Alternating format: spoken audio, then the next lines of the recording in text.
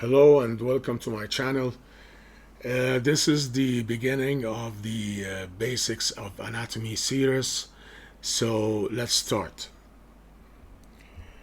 Well, the definition of anatomy or morphology takes many forms according to the following. For example, the study of embryology is the study of anatomy before maturity. The study of anatomy is the study of structure of body and relations of its parts, like we did before. The abnormal anatomy is pathology. And normal anatomy actually is divided into gross anatomy and microscopic anatomy. Microscopic anatomy is histology. It involves the study of organology, the study of organs, and histology, the study of tissues, and cytology, the study of cells. Actually, the study of tissues and cells all included under the term of histology. Through the course of anatomy, we used many terms. It's based on anatomical model. The principal anatomical model is in the upright position with the arm supinated, and this is how we will apply the planes throughout the body. For example, we have a transverse plane, also known as the axial or horizontal plane, which is this one. It divides the body into superior and inferior. So anything when we describe a structure as superior to or inferior to, we're using the horizontal plane. Or separating the head from the feet. A coronal section is the dark blue section you see here. It's parallel to the coronal suture of the skull. It's perpendicular to the ground, and it separates anterior from posterior, front from back, or ventral from dorsal. In oblique structures like the brainstem, for example, we use the term rostral and caudal, because the obliquity may confuse, may get the studier confused when applying a horizontal plane or a coronal or sagittal plane. The sagittal plane, also known as the anteroposterior plane, is perpendicular to the ground, as you can see here. It's the red one. The mid-sagittal plane is the specific sagittal plane that is exactly in the middle of the body. The mid-sagittal plane or the median plane is in the midline, as we mentioned before, and it passes through midline structures like the umbilicus, the spine, symphysis pubis, symphysis menti, midline structures. Or all the planes parallel to the sagittal plane are called parasagittal planes. Median plane can also refer to the mid-sagittal plane of other structures, such as the digit, for example. You know, when we studied the upper limb and the lower limb, we used when describing the movement of the fingers and the toes, we used a midline, a middle finger plane applied to the third finger in the palm and the second toe in the foot, as you remember before. Okay, now let's start with study of cartilage. Cartilage or cartilage tissue is elastic tissue. It's resilient tissue, rubber-like, and covers and protects the ends of long bones. In any joint of the body, you will find the hyaline cartilage And with some joints, you'll find an extra type of cartilage, which is called the fibrocartilage, like the knees, for example, the menisci and the knees. It forms the structural component of the rib cage, the ear, the nose, the bronchial tubes, the intervertebral discs, and many other components in the body. So this is the term cartilaginous tissue or cartilage. Of course, it's not as hard as bone, but it's stiffer and less flexible than muscle. As we know before, as mentioned before, it's used for protection and protection in joints, protection of articular surfaces, for example. The matrix of cartilage is made up of glycoproteins and proteoglycans, like glycosaminoglycans, collagen fibers, and in specific areas of some types of cartilage, we have elastin as well to form the elastic cartilage. Because cartilage is rigid, it holds tubes open in the body, like the trachea, for example, the tracheal rings and the cricoid cartilage and the carina. They keep the trachea open, of course, for breathing. Cartilage is composed of cells called chondroblasts. They mature into chondrocytes after secreting the ground matrix and arranging themselves in lacunae, as you can see here. The cells are in groups of lacunae, as evident here in this picture. The matrix is collagen, chondroitin sulfate, proteoglycans, and glycoproteins. It's surrounded by perichondrium. Like the bone periosteum, we have a perichondrium. Cartilage, as you can see, it's avascular. So it depends on its nutrition through diffusion from capillary network in the perichondrium. Except in areas of thick cartilage, like the knee, for example, knee menisci, we have vascularity running at the peripheries of cartilage. Types of cartilage: we have hyaline cartilage, fibrocartilage, and elastic cartilage. Hyaline cartilage, you'll find hyaline cartilage in nose, respiratory system, arytenoid cartilage, and almost everywhere in the body. The white fibrous cartilage or fibrocartilage is the intervertebral discs. If you remember, when we studied the intervertebral disc, we mentioned it's composed of the annulus fibrosus, and the soft part is called the nucleus pulposus in the middle. We have the fibrocartilage in the symphysis pubis, in the knee, in the clavicle, because the sternoclavicular joint is a weight-bearing joint. It bears the weight of the upper limb. The third type of cartilage, as you can see here, evident by the blue dye, the blue dye stains the elastic fibers. It's called the elastic cartilage.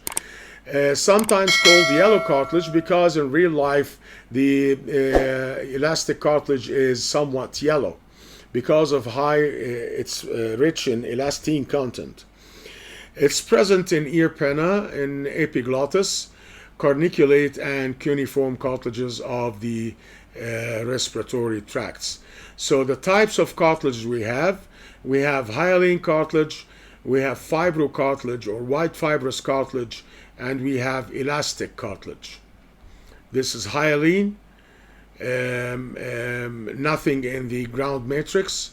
Fibrocartilage, rich of collagen fibers, as you can see here, and elastic cartilage, rich in elastine, evident by the dark blue or black stain. Chondrogenesis is the development of cartilage. The cartilage is derived from mesenchyme tissue. The mesenchyme tissue differentiates into chondroblasts and begins secreting the molecules called aggrecan molecules and collagen type 2 collagen type 2 fibers that form the extracellular matrix. This is how cartilage is formed. Now, in osteogenesis, some bones develop in a cartilaginous model. It's called endochondral ossification. We are talking here about chondrogenesis, not osteogenesis, so don't get confused. Articular cartilage, its function is dependent on the molecular composition of the extracellular matrix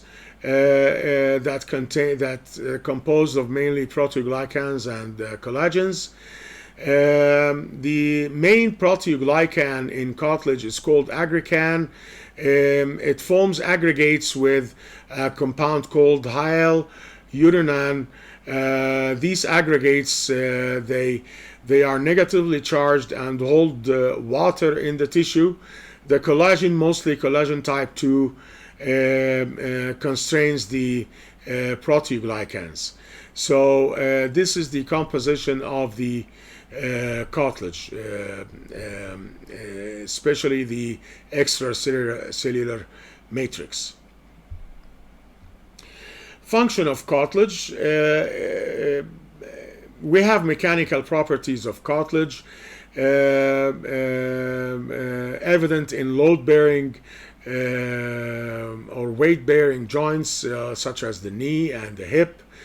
The mechanical properties includes the response of the cartilage to friction, to compression, and shear and tensile loading.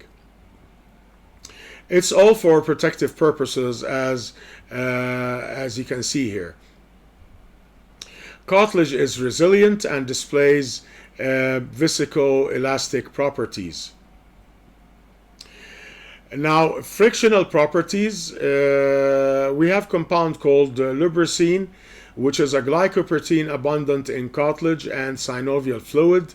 It plays an important and major role in biolubrication and wear protection of cartilage. It's abundant in the synovial fluid, actually, of the joints. Now, clinical significance of cartilage means the diseases that hits cartilage, called chondropathies. Chondrodystrophies are a group of diseases that are characterized by the disturbance of growth and subsequent ossification of cartilage. We have osteoarthritis. It's a very common disease, especially among the elderly. The cartilage covering the bones from the wear and tear is thinned and eventually completely wearing away, resulting in a bone against bone situation. This results in reduced motion and pain in the affected joints. It hits the knee joints most commonly. Osteoarthritis also affects the joints exposed to high stress and therefore considered the result of wear and tear rather than being a true disease. It's treated by an operation called arthroplasty, means replacement of the joint with a synthetic joint made up of stainless steel alloy like cobalt chromoly alloy and ultra high molecular weight polyethylene.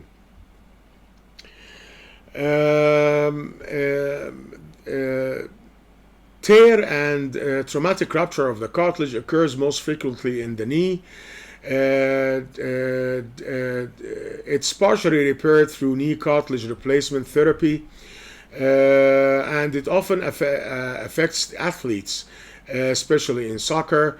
When they refer to that they have a knee cartilage problem, they are referring to the fibrocartilage in the meniscus, actually, of the knee. Achondroplasia, from the name, it indicates it reduced proliferation of chondrocytes in the epiphyseal plates of long bones during development, during infancy and childhood, resulting in dwarfism.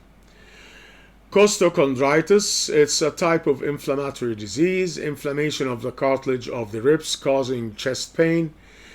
We have a common disorder called the spinal disc herniation from lifting heavy weights in the wrong way. It's asymmetrical compression of an intervertebral disc ruptures the sac-like disc, causing the soft component, which is the nucleus pulposus, to bulge out, most commonly posteriorly, posterolateral rather than posteromedial, affecting the rootlets of the emerging spinal nerves.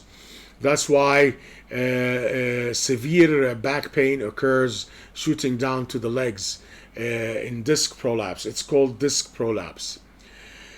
Relapsing polychondritis, it's destruction, most probably it's autoimmune disease, destruction of cartilage, occurs especially in the nose and ears, causing disfiguration. Death occurs because asphyxiation as the larynx loses its rigidity and collapses. Tumors that affect the cartilage actually usually appear in bone and rarely in pre-existing cartilage. The benign tumors are called chondromas and the malignant tumors called chondrosarcomas.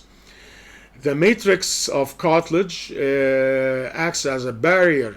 It prevents the entry of lymphocytes or diffusion of immunoglobulins. This means that when transplanting a piece of cartilage from one individual to another, there is no fear of tissue rejection because of this unique feature that it prevents the entry of lymphocytes and diffusion of immunoglobulins. Well, I hope you got the maximum benefit from this lecture, and thank you very much for watching.